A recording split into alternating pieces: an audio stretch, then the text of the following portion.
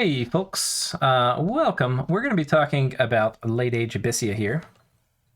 Late age Abysia, I'll give you a quick overview at the beginning and then we'll go into a bunch of detail. It's pretty different from all the other Abyssias and also pretty the same. It's the same in the sense that most of its units have a ton of fire resistance. They tend to have a lot of fire magic paths. But what they also have in this age that's a bit different is they have a ton of assassins, and they also have recruit anywhere blood 1 mages. In early age and middle age Abysia, most of your blood mages, if not all of your blood mages, are going to come from your capital. But this is a pretty big change for late age, is now you can get blood mages everywhere. And what that means is you have a much stronger scaling blood economy. And what that means for Abysia, it can be a few different things. It can mean devils, it can mean sin lesser horror, it can mean life for life and leech, it can mean lifelong protections, it can mean soul contracts, it can mean infernal breeding, where you get Abyssia's little special blood summons. So there's a bunch of different things that having a lot of blood will kind of open up for late age Abysia. And in that sense, while I wouldn't say it's the strongest late game nation in late age, it is a very strong nation in late game in late age. So generally the part you're going to have to worry for about this particular nation is what are you going to do in the early and mid game. The late game, you're going to have different issues like diversity issues, but you have a lot of really strong tools you can use. You just have to figure out how to shore up your weaknesses. Let's just talk about kind of what some of the issues we're going to face are. We're not going to go through all the troops in detail here, but all of your troops for starters are just more expensive. So this is like 12 gold, 12 gold, 12, 12, 12, 12, 13, 30, 30. So we don't really have like the 10 gold human troops. And if you look at kind of your average heavy infantry, they're fine. Like, they're kind of nice. You know, they've got fire resistance, which is really nice. They've got wasteland survival, which can be nice. They've got a little bit extra hit points. They've got 1 extra MR. I mean, that's fine. And like, this guy's pretty solid. He's nothing exactly to write home about. Like, he hits pretty hard. 19 damage is pretty hard. He's got a big tower shield, which is really important because in some ways we have like this guy, the heavy Abyssian infantry, who has a big battle axe, right? Super high damage, gonna chop through dudes.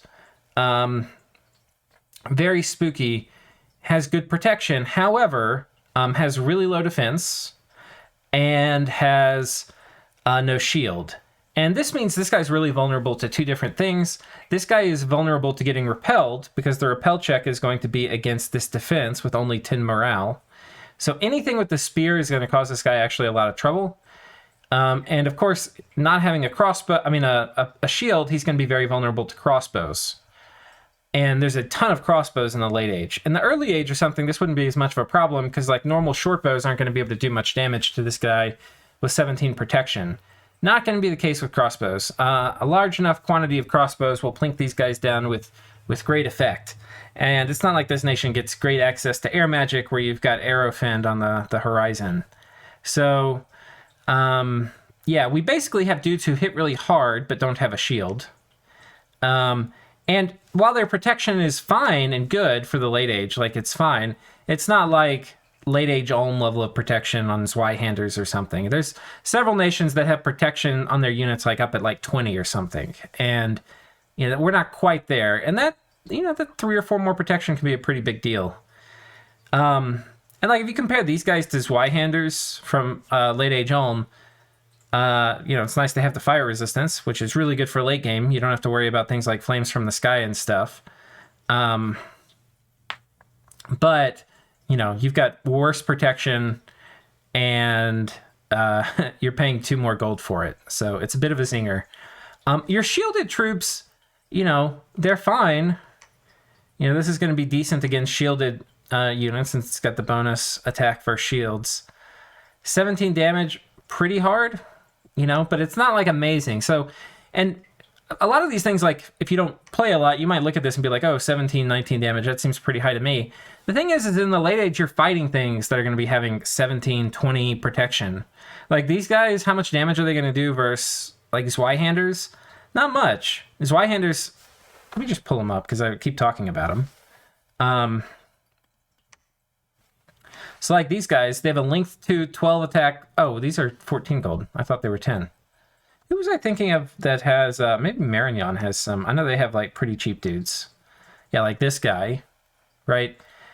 So, again, 17 protection, linked 2 weapon. Everything that's linked 1 is going to have to make a repel check against that. So, coming back to Abysia, you know, you look at this guy, right? He's going to have to make a repel check for this to do damage. And then if he's trying to hit something that's going to have, you know, 17 protection, this is not a ton of damage, right? This is like, you know, 2 plus DRN damage a hit. Not a ton. Not a ton. Whereas, like, this guy is first things with 17 protection. It may not look like it's that much more damage, but it's going to be doing, like, at least twice as much damage per hit. So that's going to greatly determine, and it's a link 2 weapon, so it's going to get repelled by less. And it will actually repel some things. So anyway, that's going to determine a lot of, like, how these battles go in melee. Is if you're doing twice as much damage as your opponent, you know, it's going to go pretty well for you. And if you're Abysia and you decide to go the tower shield route, like you make a bunch of tower shield units, great, you're going to be resistant to enemy crossbows. The problem you then have is, okay, well, you don't have crossbows of your own. So if you go tower shield and the enemy goes like Zweihanders, you're totally boned, right? And if you go these guys, like you're hard-hitting dudes, and the enemy goes Zweihanders, you're, you know, something to that effect. Like they're elite infantry. You're probably not going to trade super great, because I think these are like a little subpar. So you're probably going to lose, but not nearly as badly.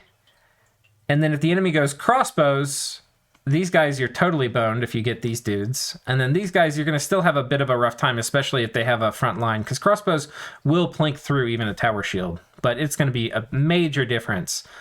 So anyway, I guess what I'm trying to say is when you look at it, the fire resistance is really nice. But in some ways, you've got just kind of like, you know, okay, scales troops. It's a little bit like, what do you get? Like the guys you really want to get, maybe you really can't because, you know, there's crossbows. And the guys you probably should get, they're going to be a little bit, you know, kind of like, versus a lot of the elite infantry units. And they're not going to be amazing against crossbows. So, you know, especially like crossbows with a good front line. Like if Ulm does their crossbows and then they have a front line with their tower shield dudes, it's probably not going to go super well for you, I'm guessing. Anyhow, that may not be the exact most fair comparison, but you have options. It's important which option you pick. The important thing to consider is versus a lot of things, especially in expansion. Be very, very careful again about getting stuff like, well, this is linked too, but even this stuff like 5 defense, this is what repel checks against, is your defense. And repel checks do include shields. So, you know, like this, there's no shield. This guy has a shield. This is going to help. Even though his base defense is super low, the shield parry gets added back in for repel. So this guy's going to do much better against like link 3 weapons, right? So knowing what you're probably going to fight is going to be pretty important. If you're fighting link 3, you actually don't have a lot of link 3 options yourself. You have these guys who are link 3, and that's basically it. And you can see they're light infantry, so they have much lower protection. So I'm not sure if you would really want them. Maybe they're good for starting expansion. The other thing we have that we need to talk about is Warbred. And these guys are pretty nasty. They actually get rid of a lot of the problems that we have, and they'll trade pretty good with a lot of different kinds of other elite melee infantry. They have Berserk, so they don't have to worry about, it's Berserk 2, so they don't have to worry about like getting repelled, because they'll get repelled, they'll go Berserk. They're also going to be at 12 attack, and this will probably be 30 damage. I'm guessing, when Berserk procs. They have a lot of hit points, really good protection, not a lot of MRs compared to the other troops. But these are really solid. The problem is these guys are 30 gold, and you're in the era of crossbows. But if you would like kind of slowly, I think you need to know who your neighbors are and what they're going to use. Because especially if they're going to be using things like with length 3 repels, right? And your options are like engage them in melee, because you can see we don't really have many ranged troops. We have this guy who we'll talk about in a minute. But if you don't have a lot of ranged troops, what do? I mean, you make melee troops, right? And if they're going to repel you with all their dudes, this is the only guy to get around that. So this is going to be your best guy versus certain repel-oriented things. And he's going to be the best at chopping through like really high protection targets, right? So, I mean, even compared with like this guy who hits pretty hard, if you're looking at like Zweihanders or something, especially if they've got legions of steel on them, this guy's going to do so much more work. Just because the Berserk and the up at 30 damage. And the thing is slashing as a damage type benefits greatly from like a little bit more damage, right? Like it's not good. Slashing damage isn't really good at like punching through armor, but like once you've punched through, it's pretty good at doing the finishing blow. So it's nice having, basically this extra damage is going to be appreciated a lot against really high protection targets, like 20 protection targets. Right, this will have a pretty good chance at one hit killing a 20 protection target, especially when they go berserk. So, I mean, and that's significant, right? Like you're not really counting on your 20 protection dude getting one hit killed. So anyway, these are nice. Again, the problem though is crossbows. So the other two things we have to talk about are the Sacred and the Axe Thrower. The Axe Thrower is kind of interesting. His range is strength, ammunition of 2, and then he'll charge into melee. Interestingly, he has a shield, so he's going to be okay. It's not the big tower shield, but it's a decent shield. So he'll do okay against ranged fire. His protection's not as good.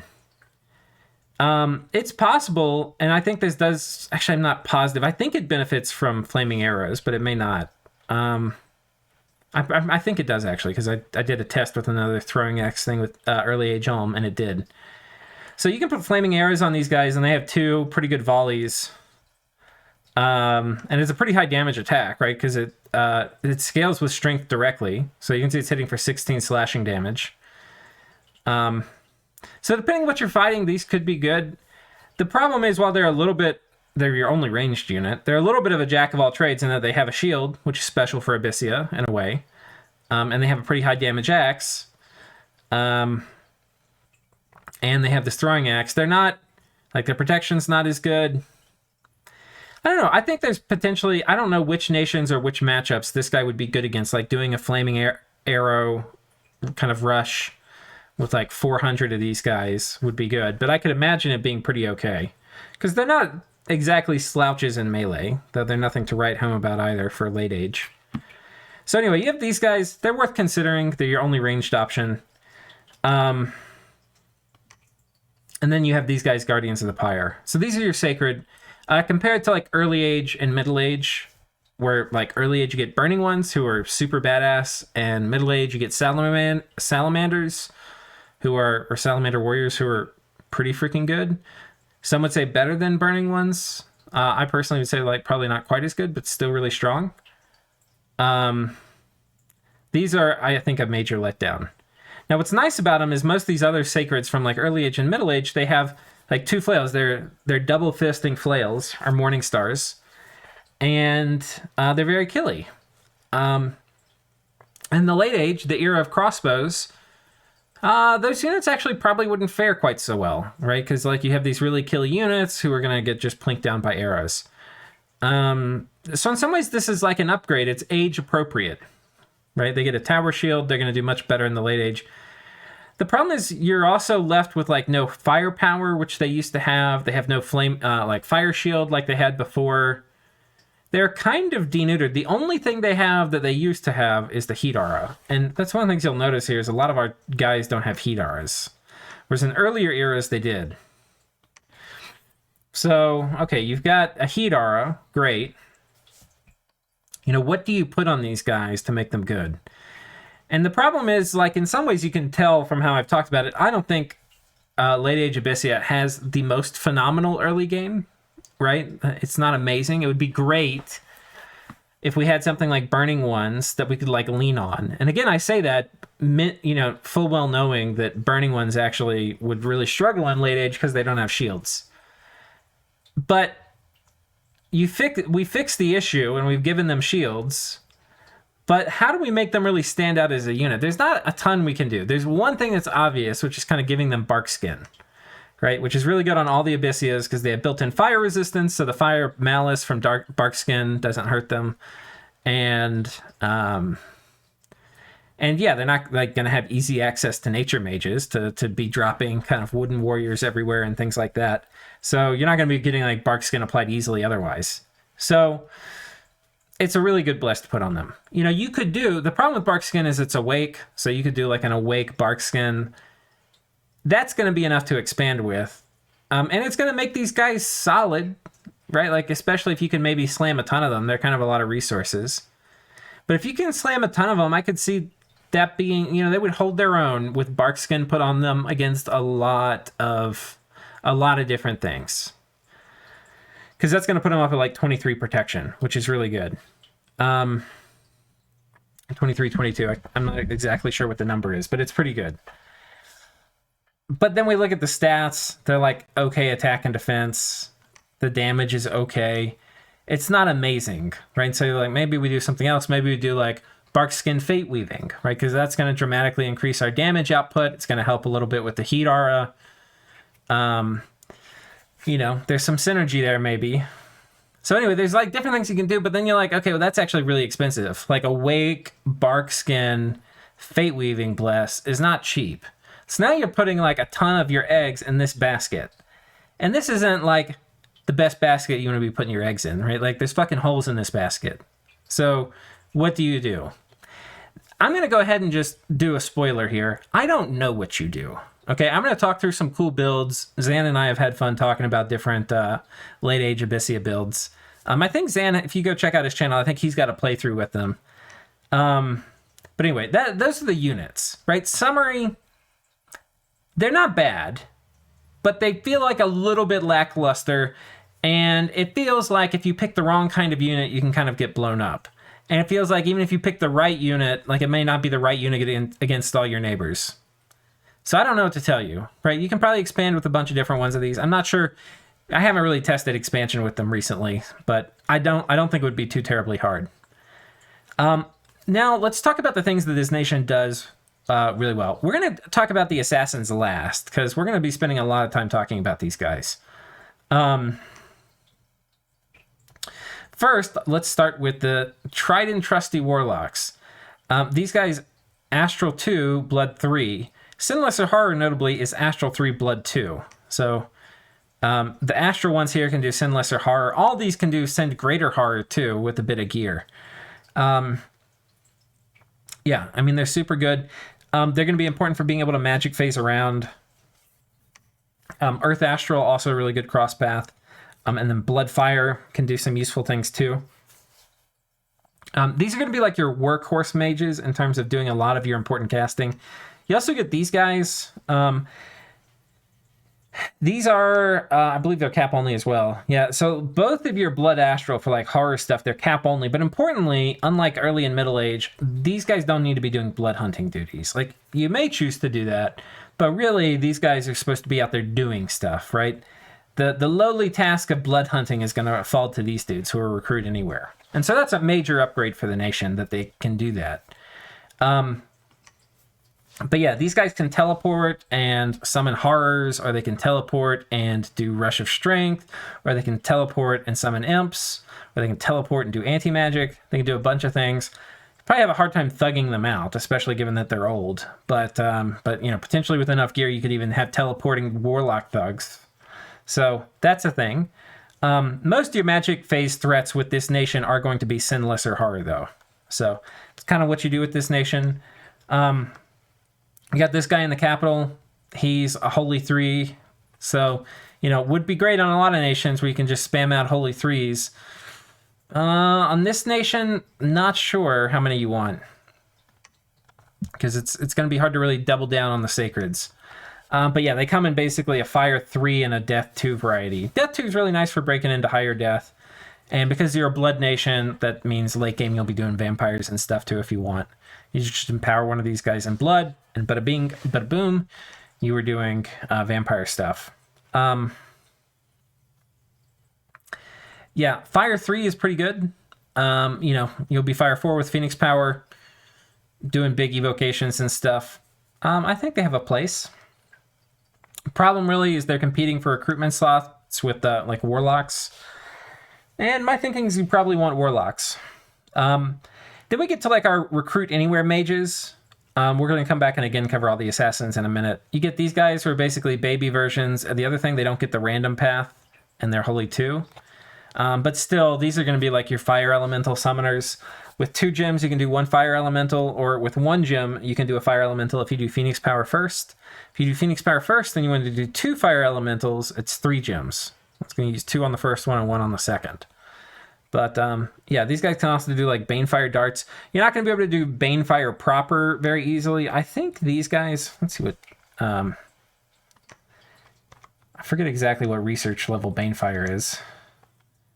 Or death level 3. So yeah, you could do Banefire on with these guys with the death random with the Skull Staff. Is it worth it? Probably not. You know, that's not like an amazing thing. Like Banefire is nice, but I'm not sure if it's worth the Skull Staff on a D2. Could be, depends what you're fighting. But yeah, anyway, these guys are mostly like Fire Elemental summoners. I'm not really even sure what you do with the Death Path. I mean, you can do Corpse Candles maybe, and you could maybe do like twice boarding stuff if you wanted to. Yeah. You know, mostly a kind of expensive Fire 2 mage, sadly. These guys, pretty cool.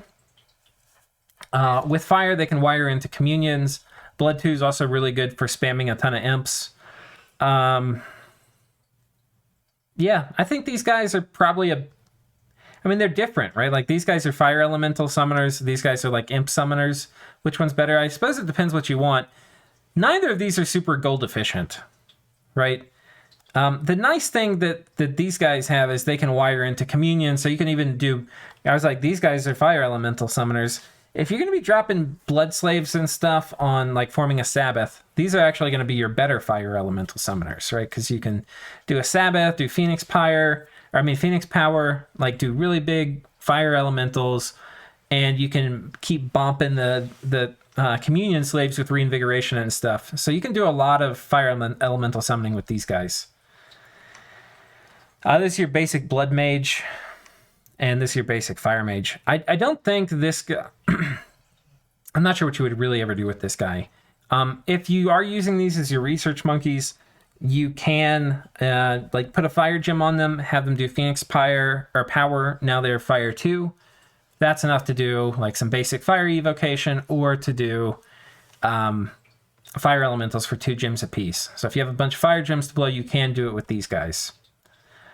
One way to look at it is like this guy, he will take 3 Fire Gems and turn it into 2 Fire Elementals. And this guy will take 3 Fire Gems and turn it into 1 Fire Elemental. So, okay, time to talk about the Assassins. So we have a bunch of different flavors of Assassins. We have some cap-only Assassins, the Sanguine Slayer. This is probably notable for the fact that it used to be you had a pretty good chance for Blood Slaves to show up in Assassin battles. And then you could then use them and do like annoying things like... oh man, I don't think I even really noticed this. But yeah, you could do things... Oh shit. We might have to try an idea I have. But you could do annoying things like Life for Life, like Leech, those sorts of things in combat. And then we have this guy who's... Is he Sacred 2? Yeah, he's Holy 2. So this guy is Holy 2, and he gets Fire or Death. So he's going to be Fire 2 or Fire Death. And he's got Poison Daggers instead of this guy. Other guy had Athames, which are like Blood Thorns, which is pretty sick. He gets a partial life drain. I've got some ideas for that dude. But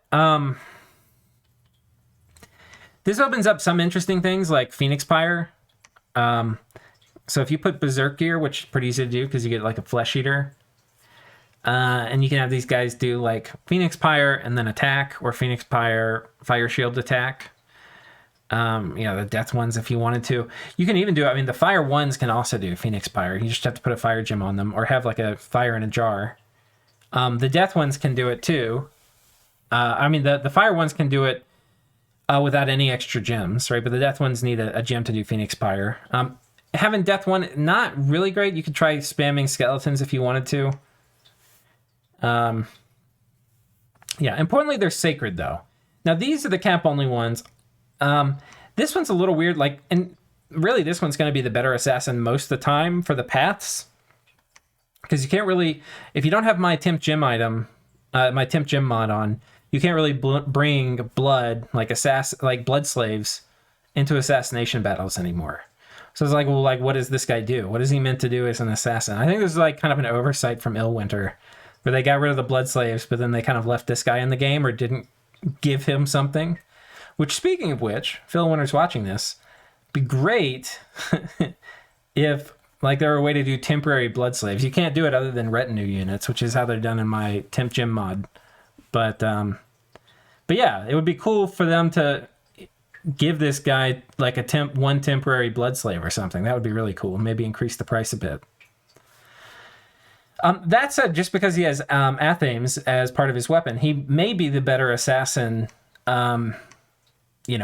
just because he's got these really fucking cool weapons. So we'll talk about that. Those are the cap-only assassins. We get two more. We get this guy who's Recruit Anywhere. And, oh my goodness, he's 1 commander point to get. And he's a Holy One Mage, so he can bless himself. So there's a thing where if you have honestly, even just like the Barkskin Bless we talked about, or the Barkskin Fate Weaving Bless we talked about, this guy's going to be a pretty sick assassin. Especially if you maybe put like a Twist Fate Amulet on him, or you give him some kind of like free spawn to go with him, he'll be really good. He still can get dropped by like Frozen Heart and stuff once that sort of stuff comes out, but he's got a decent pool of hit points. He's got 2 weapons, reasonably high attack skill. His protection isn't great, but he's got 0 natural protection. So if you have a Barkskin component to your Bless, this is going to jump up to like 16 protection, which is where stuff like Indie Commanders, a bunch of things aren't going to do a lot of damage to him. And he's probably going to kill them in 1 round. The other thing that's maybe relevant here is morale, because with these Link 0 weapons, it's pretty easy for him to get repelled. So you could also maybe even look at like a Morale Bless, or like a Berserker Bless would be... The problem with the Berserker Bless is it's going to compete with, whatchamacallit. I mean, honestly, a Morale Bless is not bad, because these guys also are going to get the shit repelled out of them. So stacking up morale is a way to like overcome that. It's also going to be really nice in assassin battles, because if you want this guy to kill him, he's going to have to definitely overcome some morale checks on a repel, because he's going to get even repelled by like a short sword. These guys are pretty crazy. I'm going to show you here a bless where you can use these guys as thug expanders, and it has to do mainly with the fact you can make 3 of them a turn. And then we have this guy who's sacred, right? But yeah, he can't bless himself. So, I mean, you actually probably could, and I don't think we did it. You could have one of these guys, which are 90 gold, and mix them with 2 of these guys, who are 80 gold, save 10 gold. Though I think once you actually... The interesting thing about doing like Assassin expansion with Abysia is you then have a pile of these guys waiting around for your first war. So where does that leave us? We've talked about all the commanders now. You've basically got a few things. One is you've got potentially really good assassins. These guys can be really, really good if you have the temporary blood items, and they can do summon imps and stuff in combat. You've got really good assassins. You can potentially even do crazy stuff with like sacred assassins at the beginning. Your troops are like okay, but they're not amazing. And it kind of picks like whatever troop you make. It's not that hard to counter. Your mages are kind of meh for like your workhorse recruit anywhere mages. This guy is really good, and he's probably what you're going to want to be making a lot of. And he can wire, I mean, you can wire this guy in as a Sabbath or a communion slave and then have these guys as masters and make a bunch of like fire elementals and keep resetting the fatigue on your slaves. So, you know, you can do stuff like that, but that's not like, it's not gym efficient. There's not a lot of gyms in late age in general. It's going to feel pretty bad doing that a lot of times. So, you know, the mages, like the recruit anywhere mages, I would say are like okay, but not amazing. Right? It's kind of like this nation has a few things they can do really well. They can do assassins really well. They can do fire magic pretty well. And then they can do horrors like really well. So, and then you have like okay troops. It's not a ton of dimensions. Now, you can get opened up because as we mentioned, how you use your blood slaves, that can change. So you could potentially be getting like, you know, devil hordes, and we'll talk through. Let's go ahead and go to the spreadsheet. Okay, so we're going to talk through the spells that we have access to, and then we're going to take a quick look at Infernal Breeding, which honestly you can go as deep into this as you want. And then we'll take a look at Logi's and Mandar BMX's analysis on it. So okay, let's go through these. We have Summon Abyssian Ancestors, and you get 5 of these guys, so they're 1 gem apiece. They're sacred, they're ethereal, they are undead. They have a Spectral Axe, which means you have to pass an MR check. And if the guy that's being attacked passes that check, they'll take half damage. They have a Heat Aura, which is nice. They have a ton of fire resistance, which means they also would benefit from stuff like a Barkskin Bless. Otherwise, they don't have any protection. So they're pretty good. They're not amazing, but with a good Bless, they're pretty good. I mean, Ethereal is pretty nice. It depends what you're fighting. If you're fighting things without magic weapons and you have a Barkskin Bless, I'd say these guys are a great way to spend death gems. Competing for death gems, we have this guy with Reawake and Fossil. Oh, I'm sorry, these are Earth gems. But it's the Earth Death crosspath. This is actually the kind of weird crosspath for you.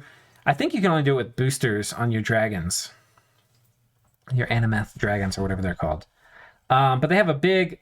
I mean, they're basically kind of like the Hinnom Long Dead. They have fire protection, cold protection, poison protection, and then... the thing that's special is they have really good base protection compared to like the Hinnom Long Dead. So they have 20 natural protection stacked with a bit of body armor here. So yeah, they're super good. They're going to have a lot of siege strength. You're going to be getting, they're basically 2 gems apiece.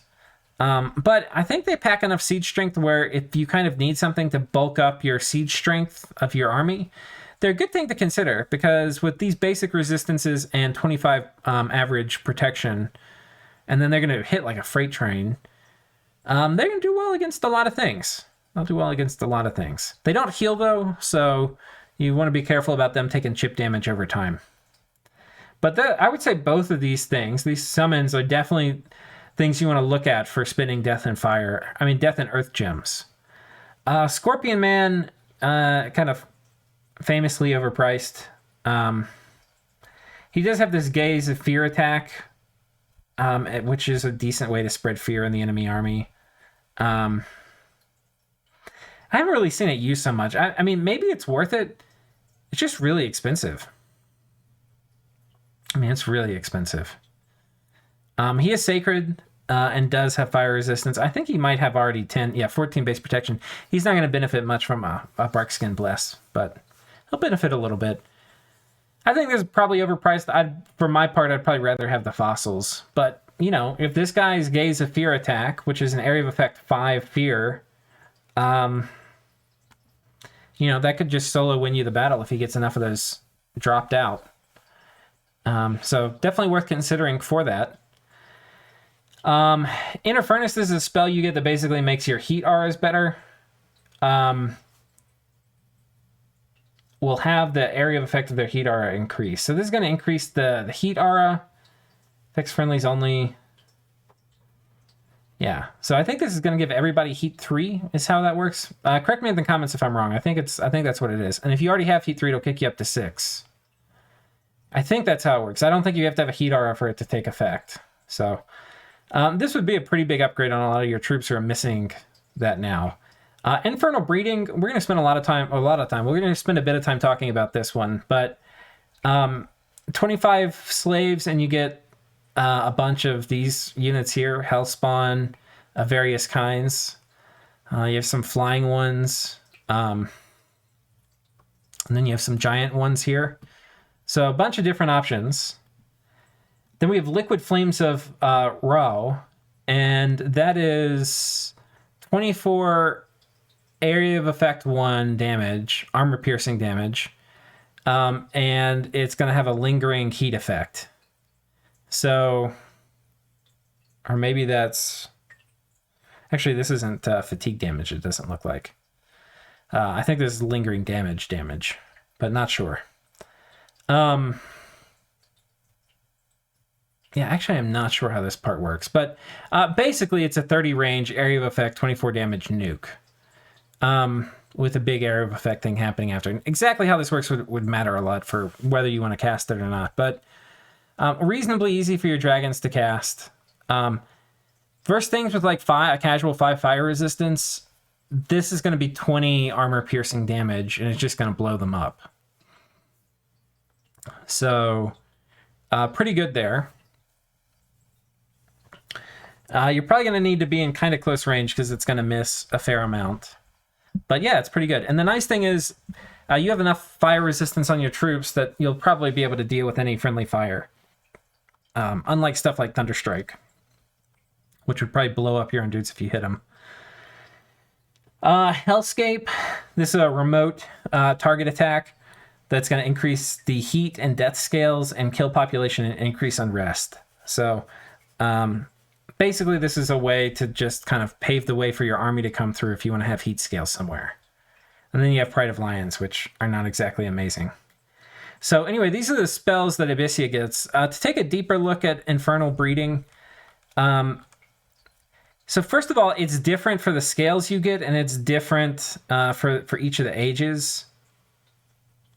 You can see there's some pretty fancy charts and stuff that were done here. And I haven't read all of it, but I've read enough to, I think, know the highlights.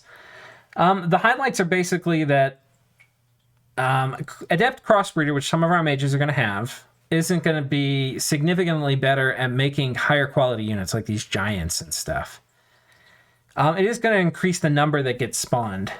What type of unit you get has a lot to do with whatever your scales are, and I believe luck and misfortune play into that. And I think you want luck scales, but there's some people that were saying that like even misfortune is better than neutral because you get some particular types which are fine.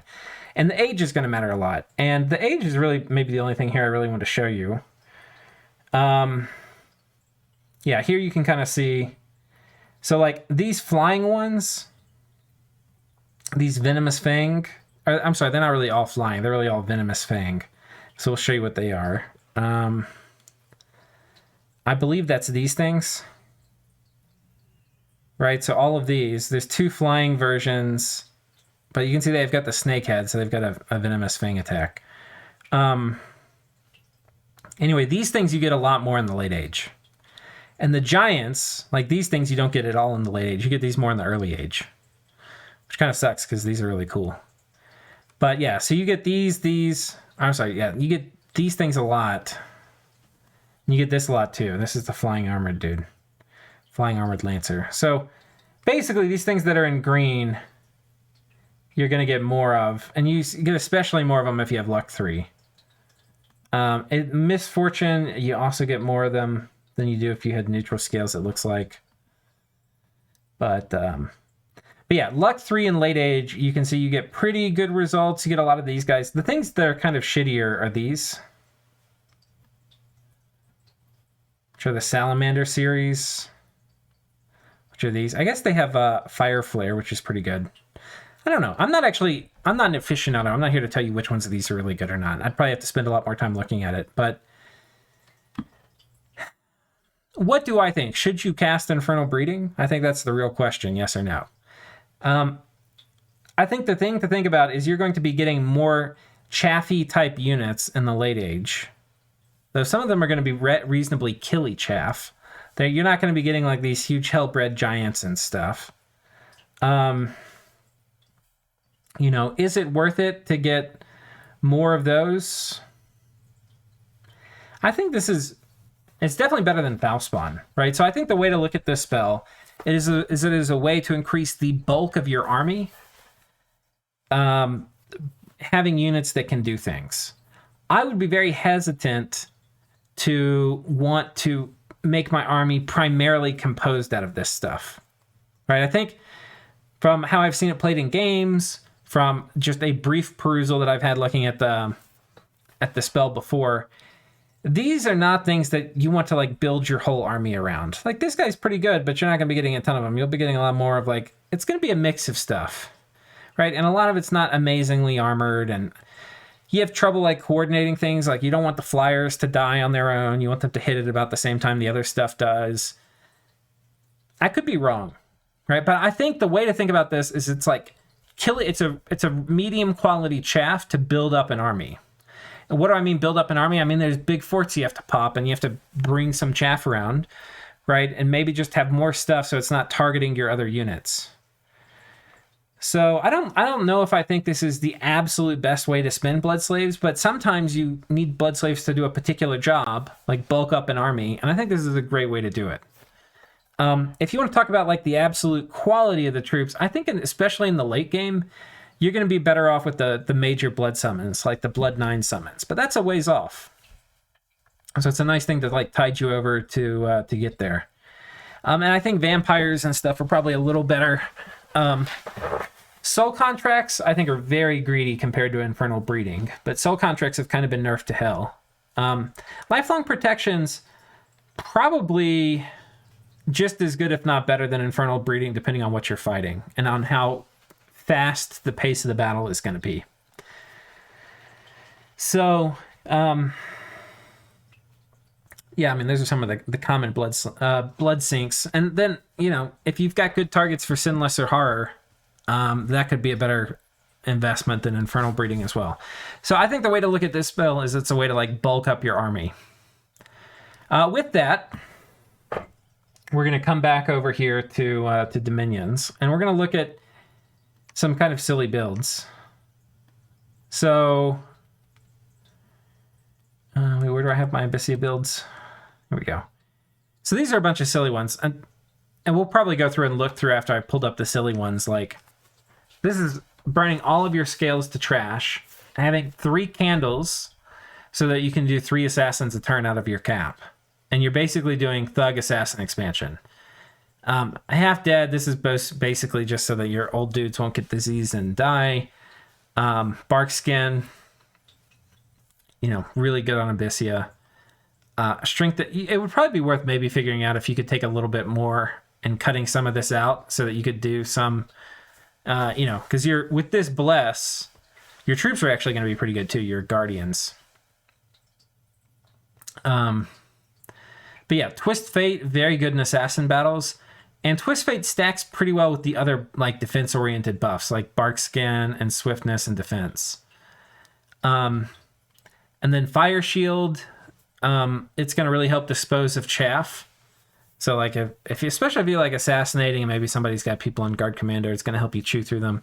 And then for this particular build, it was looking at like, could you do Thug, like use your assassins as thugs and expand with them? And with this build, I believe you could. There was some finesse there, but you could do it. And what do I mean by that? I don't mean killing commanders with your assassins. I mean literally just attacking a province with 3 assassins. And they tended to be able to sometimes survive and win. Like enough of the time. It seemed viable.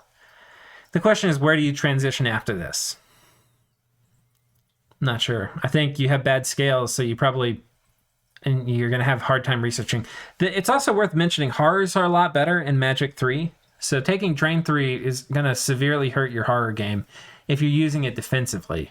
Offensively, if you're attacking into somebody, you know, it's going to matter what their scales are, not yours. But your research is also going to kind of suck with no money and no magic scales. So I'm not really sure. This was more kind of like a meme. I'm not sure how you take this into like a free-for-all game and try to win it. But it's possible. I mean, you can make a lot of assassins. I mean, Abysia can make so many assassins. And so, like, a ton of assassins with this Bless, like 100 of them by turn 20 or something would be pretty annoying. Is that a good way to play Dominions? I don't know. I think Zan tried this a little bit, and he survived, but didn't thrive. I think we'll put it that way. You can do like more reasonable blesses. Like this is like a Fire Shield, Fate Weaving, Bark Skin. This makes your this is like you build the Sacreds. You've got some growth. The other thing we should talk about growth scales. I haven't mentioned it. Growth death scales. You get half of the income and population growth effects from growth, and you get half of the malices from death. Meaning you're penalized half as much to go death, and you're rewarded half as much to go growth. The thing is, in the late game, especially as a Blood Nation, growth is still the best scale, even on Abysia, with it nerfed it in half. That being said, don't feel bad about taking Death 3, if that's what you want to do. It's totally viable. You're just going to kind of burn your lands to the ground a little bit faster, but I think it's fine. And you could maybe say, like, some of these builds, to be very careful applying them directly to a game. Like, I don't remember if I've balanced this out so that you can get the right, like, that the order and turmoil and productivity and sloth scales are all balanced out so you can get the maximum number of Guardians of the Pyre, which is what this build should be set up for. Oh, it's also dormant. So, like, maybe you kill the growth, you go to neutral, and, you know, go to awake. Yeah, I would do that, because this is going to be pretty hard. I mean, yeah, this would be really hard to expand with. I probably tested this. I can't remember exactly how it went, but yeah, you probably want to take this awake. But if you do, you know, Fire Shield, Fate Weaving combine pretty well. Bark Skin, really good. Heat Aura is going to combine with Fate Weaving. What do you do against guys with fire resistance? Well, you're going to sit there and hope that other things your mages can do. Like, Fate Weaving is also really good with imps, right? So your guys are pounding on them. You've got these summon imps, and the imps are going to get a bonus against them too. So a reason to look at Fate Weaving. Something like that. I think I've got a different variation of this. This is with Twist Fate instead. Twist Fate's going to be better in assassin battles. This is also higher Dominion, and this also is Awake. So, but you can see here we burnt growth to the ground. And we have productivity 3. So this you're probably getting a lot more. We probably would have actually rather had Fate Weaving on this build. However, we wouldn't be able to afford it being Awake and wanting to really max out Guardians of the Pyre production, which is really what this build does. Why are we not at... Oh, we went from Heat 3 down to... Because you start, I think, at Heat 2 for this nation. So we actually bought some scales going from Heat 2 down to Heat 0. Which, honestly, for this nation, you don't really... while fire elementals and stuff are going to have firepower, none of your units have firepower anymore. You don't really need the fire as much. So... the other thing you can look to do, it's worth talking about this when we're talking about the growth and death scales, is you can look to put up Second Sun. It's pretty natural for Abysia to want to put it up. It increases the heat scales very quickly all over the world. But it also, one thing people kind of forget about it, is it also makes death scales happen all over the world. So if you've already got your death scales, you're not going to be penalized by that part. So if you're going in Abysia, you're planning on putting up Second Sun, you know, you could take death scales and just know you won't be penalized by it. The other thing that's worth mentioning for Second Sun is a lot of the spookiest nations in Late Age, Calum, Atlantis, Vettiheim, there's probably more. They really like cold. So Abysia putting up Second Sun is a great way to fuck with those nations. I mean, yeah. Abysia putting up Second Sun is a great way to fuck with all the cold nations. I got this guy. This is like an Awake expander option. Fire Shield, Bark Skin. Not the most amazing expander. I'll just say that. But he can do it if you're careful.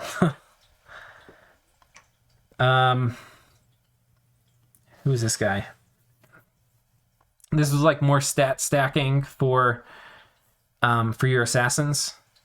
I think one thing that I slept on here is I think you'd be better off with, instead of 2 of these attacks, I think you'd be better off with 3 morale.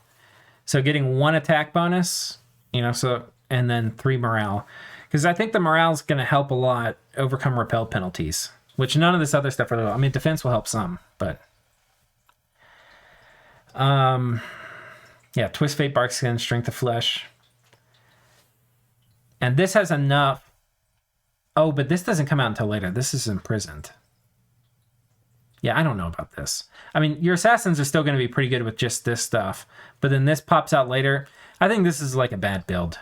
The reason for that being that the middle game, like once you have Send Lesser Horror out, you've got a lot more tools. It's not like you're going to be an overpowered nation or anything, but like you've got a lot more tools to deal with stuff. I think it's really like the first 30 turns where that's not really going to be coming out in any kind of quantity. And you're just having to crutch on your troops. That's like the real period you need to think about with your god. And while you do have 4 attack and 4 defense and 4 strength from this build during that period, I don't think that's enough. So yeah, not sure about that. Of these, I think if there were one I were going to just take straight into a game, it might be something like this. And with that, I'm going to pause it and we'll just try this. I want to try something. All right, so I pulled up just the test game here to try this out. So we've got this guy who's going to give us Bark Skin, Fire Shield, and Twist Fate. We've got this guy who will probably set the research right here. And we've got a little bit of magic skills too to help with horrors if we want to do those later. The goal here is to make a lot of these guys, but what I also want to try is this guy, the Sanguine Slayer, with a buddy. I want to see if this guy...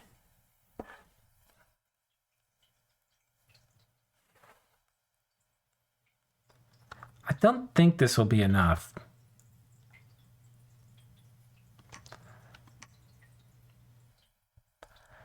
What I want to see...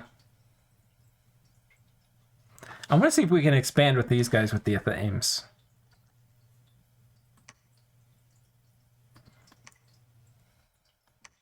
Okay, we'll just do this guy for now. Have this guy become a prophet. There's nothing really we need to research. Just pretend we're running up to lanterns. Don't do this in an actual game. Okay, so we got this guy.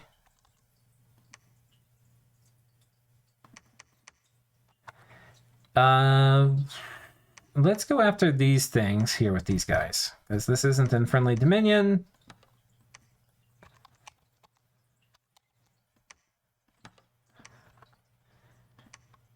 And we'll do Divine Blessing. Okay. And actually, these guys are going to have spears. So actually, instead of Divine Blessing, we're going to want Sermon of Courage. We're going to do these guys on a line formation here, too.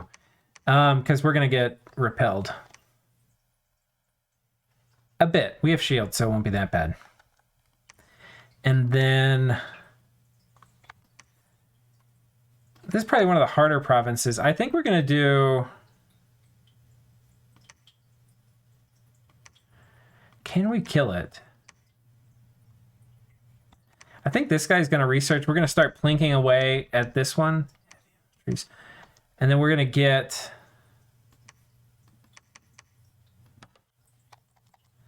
we'll just see how this goes. I think we're going to try to...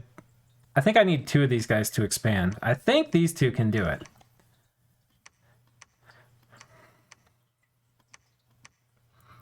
So we're going to do Blessing. And then we're going to do Sermon of Courage, and then Holy Avenger, and then Hold Attack. And I think this may work. Whether this is a good idea or not, that's a whole different can of worms. Okay, this was successful. We found the Shadelands, damn. We kind of want to clear our cap circle out, because that's going to allow us to get more of these dudes.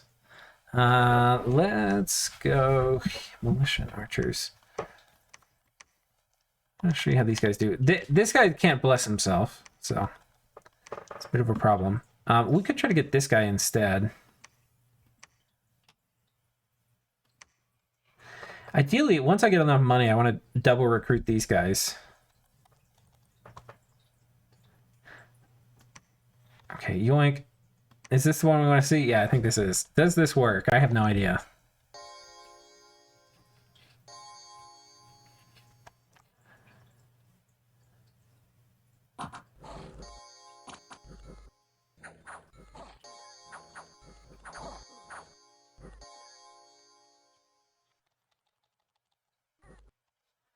All right, how many afflictions did we get? No afflictions, just heroic traits. That might be a bit beyond us, unless we were to send another guy, who we can't quite get there yet.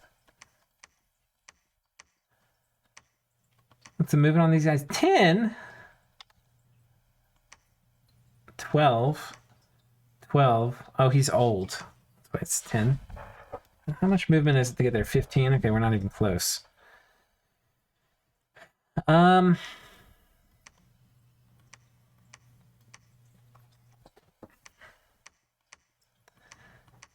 wish there was something I could do, but I don't think at the moment there is.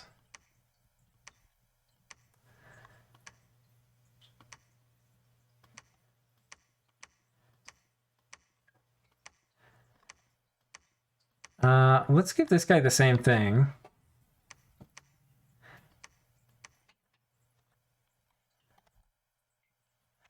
And we'll have these guys attack here.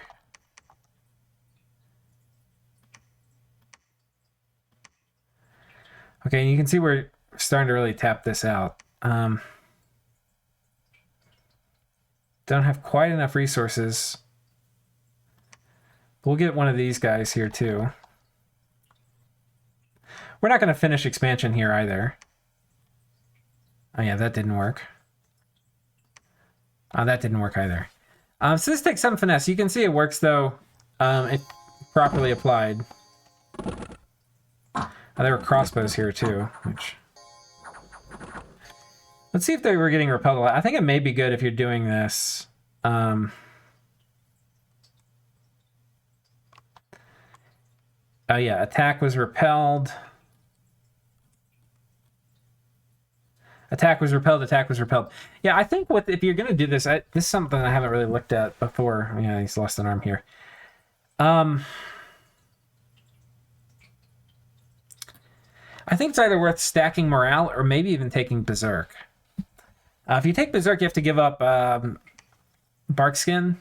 So I don't know, I feel like stacking morale might be the actual way to do this properly. But anyway, you can, I mean, and then these guys are pretty solid with this. Well, let's look at this guy. He can lead them. I mean, these guys are pretty solid. Put them like right up here. Put this guy in the back.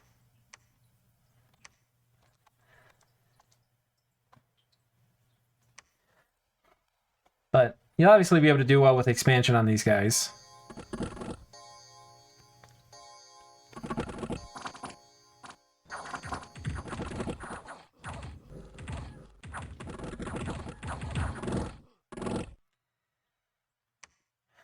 One guy got out of position and died.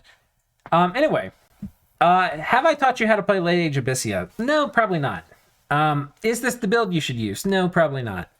Have I maybe given you the idea, like planted some seeds for ways to play them? I hope so. That's kind of more my ambition. Because I haven't really figured out how to play them myself. I don't have a build with them, or I'd feel super comfortable taking them into late game. I do think it's cool. You can do it either with these guys who have the lifesteal attacks, or with these guys who are, recruit anywhere. I think either way, you actually probably want to look at stacking morale. Later in the game, you can just get like a flesh eater or something, but yeah, I would look at maybe ways of stacking morale. And that way they'll win the repel checks. Or, defense helps as well against repel checks. So, if you're going to do the assassin expansion. You also could just like forget about the assassins, right? Have a bless that's good for these guys. Get a build where you can make a lot of them a turn. They cost a decent number of resources, but with productivity 3, you can manage it. And just make a ton of them, and you'll have an okay early mid game. You're not going to be like best in class with these guys, but you'll be good enough, hopefully, to survive until you can get things like Sinless or Horror online and have your mages doing useful things. Or just have a good blood economy. So that's another way to do it. The other way to do it is just play at full scales. Be like, yeah, everything we just talked about was a trap. The assassins, while cool, are going to be good later in the game when we have items. Earlier in the game, we're not really going to worry about it. Let's go scales. Let's make the scales troops, which, as we described, weren't bad. They're okay. They have some weaknesses, right? But you can get by. Like, you can crack most nuts, maybe not super efficiently, with something you have on your roster.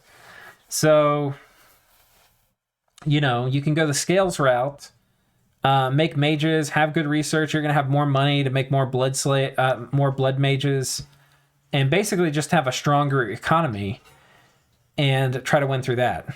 So I think there's a bunch of different ways you could play it. I think I'd honestly have to probably play the whole nation myself 2 or 3 times to get a sense of the best way to play it. I don't think you can play any one of these. Like, you couldn't just try the assassin thing, because I'm pretty sure I would need a little more fine-tuning on exactly what the bless was.